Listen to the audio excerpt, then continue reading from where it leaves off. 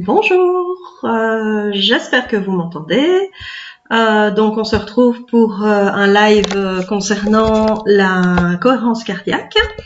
Alors c'est un petit peu particulier puisque d'abord je vais vous parler, mais en même temps je vais vous présenter. Je vous ai préparé un petit PowerPoint pour un peu expliquer les aspects théoriques.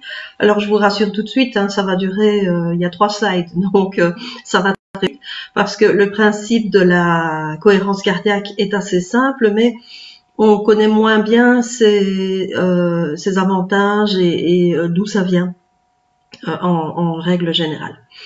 Donc, je vais vous partager mon écran pour vous montrer la partie théorique, je vais dire. Alors aussi, qu'est-ce qui m'a inspiré à ça, c'est que j'ai vu qu'il y a de personnes qui sont stressées par le confinement, et donc je trouvais intéressant de partager cet outil parce qu'il est vraiment très simple et accessible à tous. Et donc je trouve ça dommage de ne pas le connaître. Après, maintenant, vous l'appliquez, vous ne l'appliquez pas, vous verrez. Mais c'est sûr que si vous ne l'appliquez pas, si vous ne pratiquez pas, ça ne marche pas. C'est un petit peu comme toujours. Donc voilà, simplement, c'est un outil de santé accessible à tous, la cohérence cardiaque. Mais je vois que mon écran gêne, donc je vais essayer de le bouger si j'y parviens. Voilà. Normalement, en le mettant là sur le côté, j'espère que ça va fonctionner. Alors, c'est quoi au juste la cohérence cardiaque? Eh bien, c'est une méthode qui est issue de recherche médicale en neurosciences et en neurocardiologie.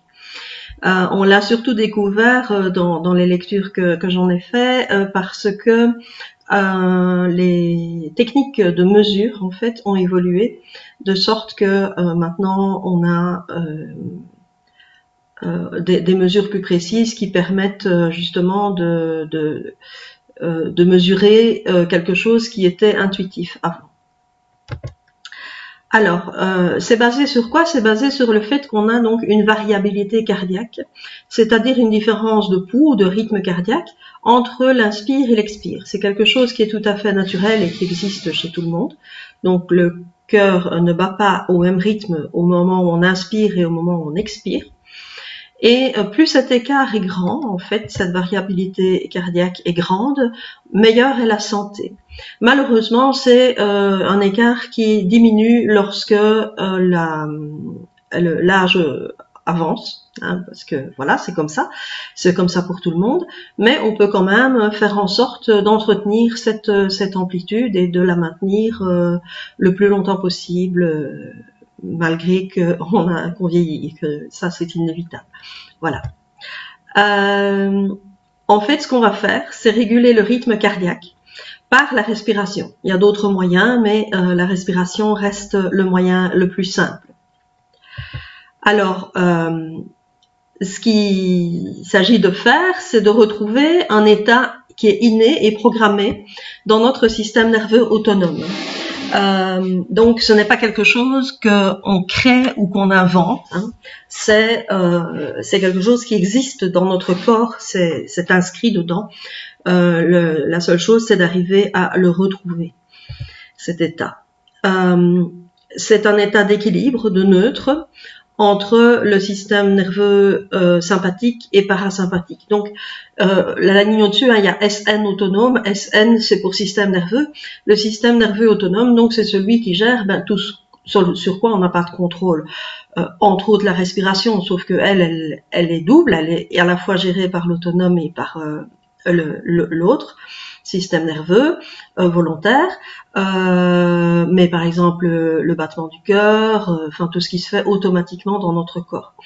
Alors le système sympathique, c'est le système qui se met en place lorsque on doit se défendre, quand on a un stress, hein, qu'on doit se mettre à courir par exemple. Et le parasympathique, ben, c'est juste l'inverse, c'est une autre branche du système nerveux autonome qui lui va plutôt permettre la détente lorsque, par exemple, la menace est passée. Alors, c'est très intéressant de savoir que à l'inspire, c'est le système nerveux sympathique qui est stimulé, donc celui qui va nous pousser à l'action. Tandis que quand on expire, c'est le parasympathique, donc celui qui va nous pousser, qui va nous pousser à la détente, je vais dire ça comme ça, qui va être stimulé. Parce que ça veut dire que si on veut se calmer, ben on le sait bien, en fait, en général, les personnes stressées, ils respirent comme ça, ils respirent de plus en plus fort, et en fait, ils oublient d'expirer quelque part, ou ils expirent pas tout l'air qu'ils pourraient expirer. Et donc, en fait, le stress monte tout le temps, parce que ils n'expirent pas. Donc, souvent, enfin, moi, je le constate vraiment avec les personnes que je masse, quand on dit oh mais on ne respire pas bien, c'est pas l'inspire, ça presque tout le monde sait. Là ça va, mais l'expire, on fait une petite expire et il reste beaucoup d'air qu'on garde bloqué en soi, comme si tout à coup il risquait d'en manquer à la prochaine inspire. Mais enfin c'est marrant à dire, mais c'est un petit peu l'impression que ça donne. Tout à coup il y aurait peut-être plus d'air, alors on va en garder un petit peu quoi. Mais alors du coup, puisqu'on n'expire pas à fond, on ne stimule pas assez le parasympathique et on a tendance à être plutôt stressé. Donc, bon à savoir que c'est une technique facile. C'est simplement de se dire, on l'utilise dans le langage courant d'ailleurs, on dit souffler, mais c'est ça, c'est vraiment souffler. Alors, c'est quoi les avantages de la cohérence cardiaque? Ben, il y a à gauche ce que ça diminue et à droite ce que ça augmente. Alors j'ai fait un choix parce que à nouveau il y a plein de choses. Je pense qu'on va encore en découvrir parce que la médecine n'a pas fini de faire ses études sur la question. Bon, ce que ça diminue, c'est le stress, la tension artérielle, donc c'est bon pour les gens qui font de l'hypertension, la dépression et les angoisses.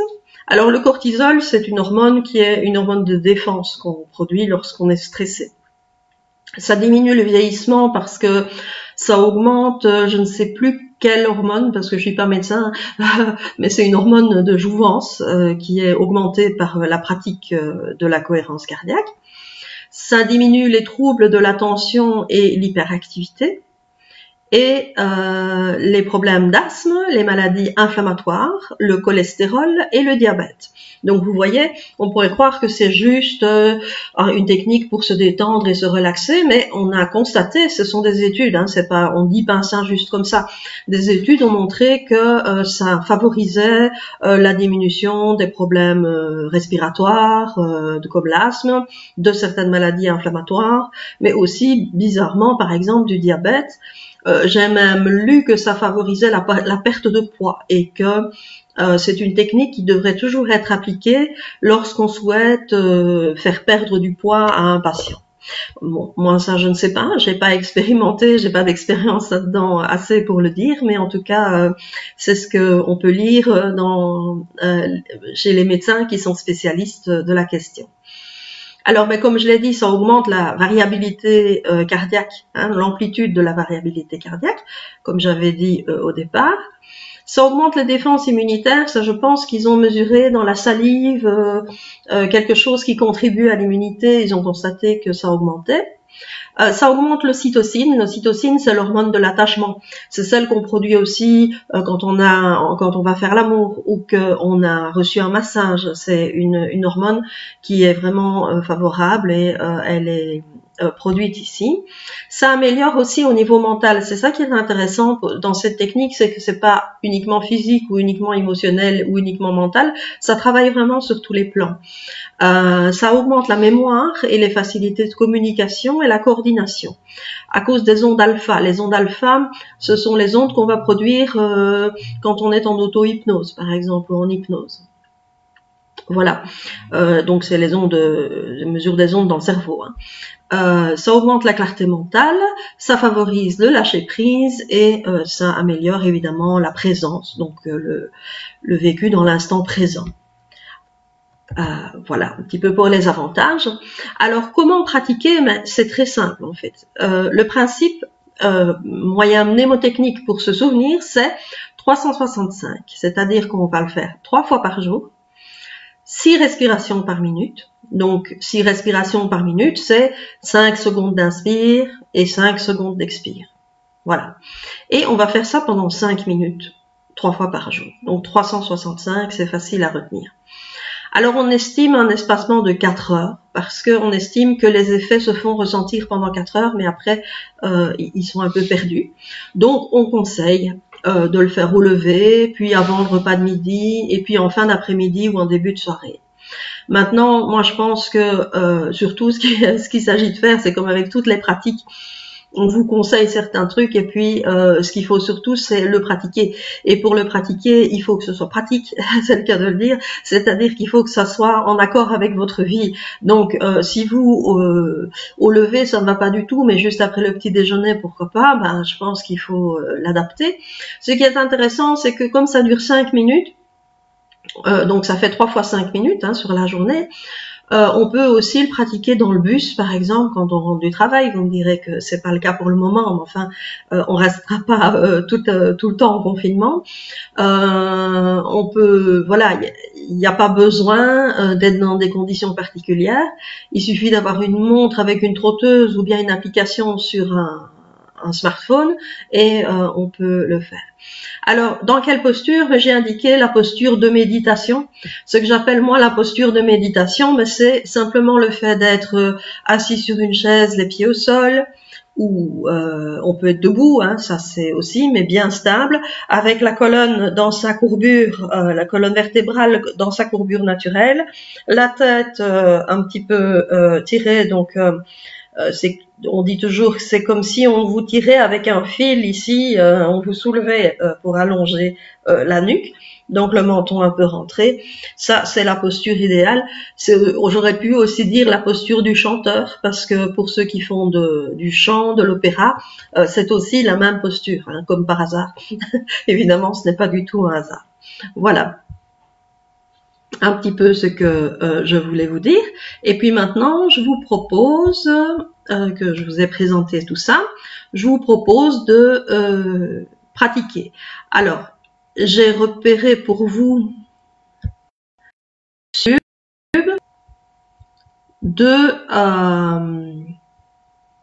enfin, je vais vous en montrer une, hein, parce que c'est pas c'est toujours le même principe. Ce sont en général des vidéos qui durent 5 minutes. Vous tapez sur YouTube cohérence cardiaque, vous allez en trouver plein, c'est gratuit. Et je vous montre simplement le principe, et puis on peut s'exercer après pendant 3 minutes pour ne pas le faire trop long, même si il conseille 5 minutes. Oui, ça aussi c'est quelque chose, on conseille 5 minutes, mais au début, pour s'habituer, c'est peut-être bien de faire un peu moins. 2 minutes, 3 minutes. Puis quand ça va, on a pris l'habitude, on arrive à bien le faire, et on le fait les 3 fois par jour, on monte à 4 minutes et puis 5. Voilà. Moi, je pense que dans toutes les techniques, c'est vraiment le principe du Kaizen. Je ne sais pas si certains connaissent ce principe du Kaizen, c'est un petit pas à la fois. Je pense qu'il faut essayer un petit pas à la fois et pas vouloir tout faire d'un coup. Enfin, pour par exemple quelqu'un qui fait du jogging, ça paraît tout à fait logique que on court pas les 5 km d'un coup.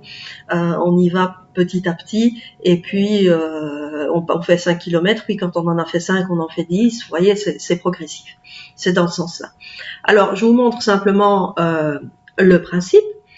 Il est très simple. Vous avez une petite bille ou une bulle ou une goutte, ça dépend des vidéos, qui monte et qui descend. Alors, soit ici, c'est le long d'une courbe, là, d'une sinusoïde. Mais sur certaines applications, c'est juste vertical, ça monte et ça descend, comme ça. C'est quoi le principe? Ben, quand on arrive dans le bas, c'est la fin de l'expire. Là, on inspire. Et puis là, on expire.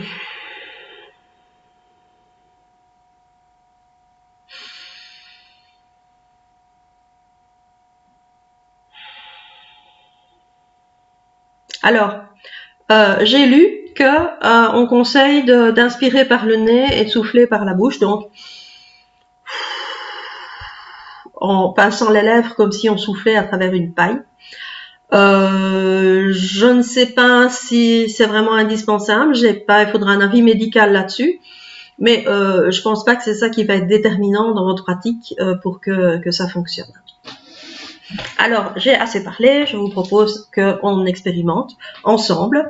Et puis, quand vous aurez expérimenté ici, laissez-moi vos commentaires, comme ça, eh bien, vous me direz ce que vous avez vécu, ce que vous en pensez, si vous avez des questions. Je vois l'heure qui tourne, donc je vais dire 2 minutes. On va déjà commencer par 2 minutes. C'est déjà pas mal. Et puis, voir ce que ça donne.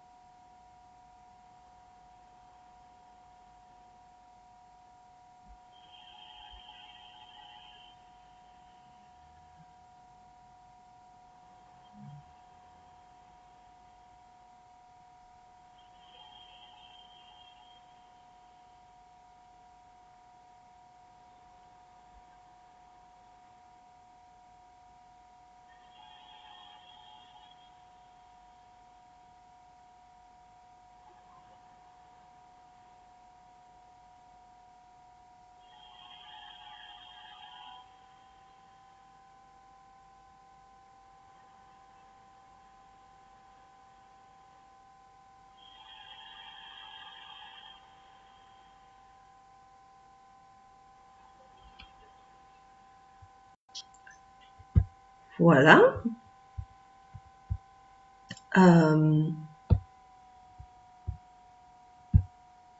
Je reviens en écran normal. Voilà. Je ne sais pas si vous avez eu l'occasion de le pratiquer là maintenant. Si c'est le cas, dites-moi comment vous vous sentez. Et aussi, oui, je voulais vous dire plusieurs choses encore. C'est que donc on trouve des vidéos YouTube, mais on trouve aussi des applications gratuites sur les smartphones. Donc vous téléchargez les applications. Moi, personnellement, j'ai un peu de mal avec le 5 secondes, 5 secondes.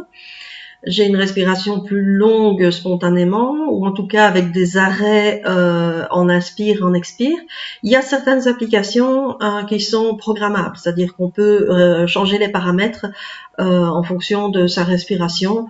Ça peut peut-être faciliter les choses pour vous. Je pense que c'est mieux de pratiquer avec peut-être 1 seconde de plus, 1 seconde de moins par-ci par-là, que de ne pas pratiquer parce qu'on se dit oh non, c'est trop rapide ou c'est trop lent. Donc il vaut mieux régler pour s'approcher de plus en plus des 10 secondes, mais même si on n'est pas tout à fait sur ce rythme-là au départ. Et alors, oui, il y a aussi des applications beaucoup plus évoluées où vous avez carrément la mesure de l'amplitude, de l'écart, de la variabilité cardiaque, et donc il vous indique votre performance, et quand vous arrivez à 80% de performance, c'est que vous avez vraiment des effets sur la cohérence cardiaque. En fait, c'est 80% de cohérence. Voilà. Maintenant, ce sont des applications qui sont payantes. Maintenant, c'est pas très cher non plus, mais ça fonctionne soit avec un smartphone, la partie, vous posez votre doigt ici sur l'objectif de l'appareil photo et ça prend votre rythme cardiaque. Ça peut fonctionner. Et sinon, pour ceux qui ont des ceintures thoraciques pour la respiration, donc mes Bluetooth, ben, ça fonctionne aussi. Donc si vous aimez bien les courbes, mesurer vos performances, etc., ça peut être intéressant. Ça peut être motivant aussi sur un plus long terme, parce que 3 fois par jour, tous les jours, au bout de 2 mois, ça devient peut-être un peu lassant. Et il y a aussi des applications où il y a de la musique qui accompagne vos exercices. Voilà, j'espère que ça vous aura intéressé, que vous pourrez pratiquer. Laissez-moi vos commentaires, partagez si vous avez trouvé ça intéressant. Et je vous retrouve la semaine prochaine. À bientôt.